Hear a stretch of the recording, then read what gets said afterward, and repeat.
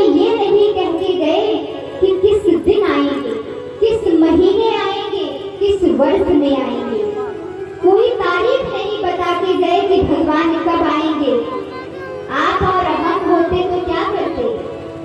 अगर आपके गुरु जी कह देते कि हम आपके घर में कल आ रहे हैं और 10 बजे का टाइम बता दो और गुरु जी नहीं आ सके, तो 1 दिन इंतजार करोगे, 2 दिन करोगे, उसके बाद मुख से क्या निकलेगा कि गुरु जी तो झूठ बोलते हैं।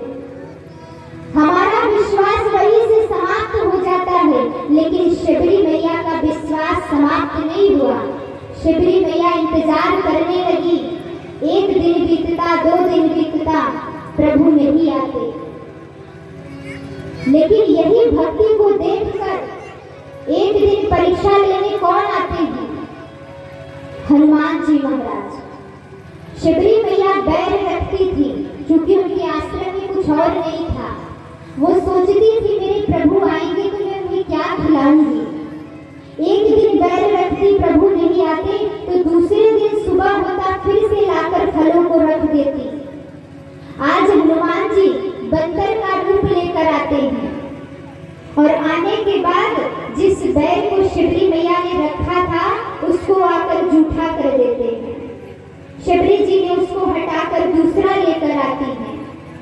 अब हनुमान जी महाराज ने उसे भी जूठा कर दिया। शबरी मैया की देखिए, हमें और आपको क्रोध आ जाता अगर कोई आपके साथ ऐसा करता, लेकिन शबरी जी को क्रोध नहीं आया।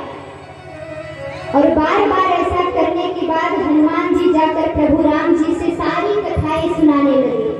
वही लक्ष्मण जी खड़े हुए थे, सुन रहे थे। लक्ष्मण जी ने कहा ऐसा भक्त है कोई? लक्ष्मण जी ने कहा फिर मैं भी जाऊंगा। और देखिए लक्ष्मण जी जब आते हैं तो नाग का रूप लेकर आते हैं। शबरी मैया ने जैसे ही बैल को रखा था टोकरी में, नाग का रूप लेकर आते हैं और जैसे ही उसमें फन मारते हैं बैल में।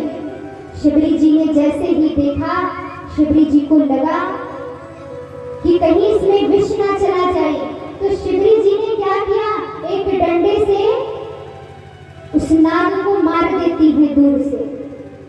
वापस चले जाते हैं। राम जी से जाकर कहा आपने कहा था कि वो भक्त है,